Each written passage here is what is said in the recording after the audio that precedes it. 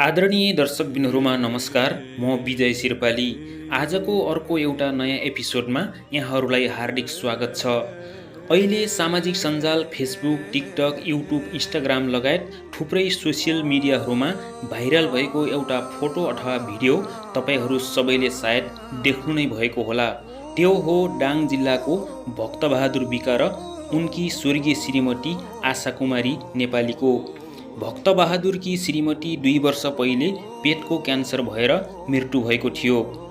उनको एक छोरा र एक छोरी छन् र उनले श्रीमतीको सम्झनामा घरभित्र नै उनको शालिग निर्माण गरेका थिए।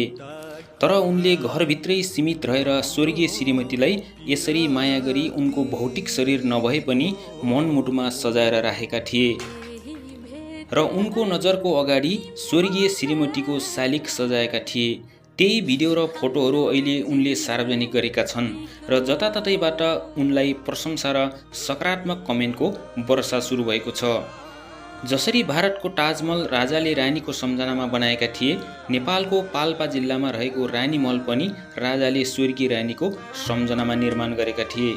त्यस्तै भक्तबहादुरले पनि समाजमा श्रीमान र श्रीमतीको सम्बन्ध र वास्तविक अर्थ के हो भन्ने कुरालाई सकारात्मक सन्देश दिएका छन्। अहिलेका धेरै श्रीमान श्रीमतीहरूको विचार र व्यवहार नमिल्नाले र माया प्रेममा खटपट हुँदा एक अर्कालाई नबुझ्दा धेरैको सम्बन्ध विच्छेद डिभोर्स भएको देखिन्छ। अझै विविध कारण र मनमुटावका कारण श्रीमानले श्रीमतीको हत्या र श्रीमतीले श्रीमानको हत्या समेत गरेको घटनाहरू समाजमा प्रशस्तै उदाहरणहरू देखिन्छन्।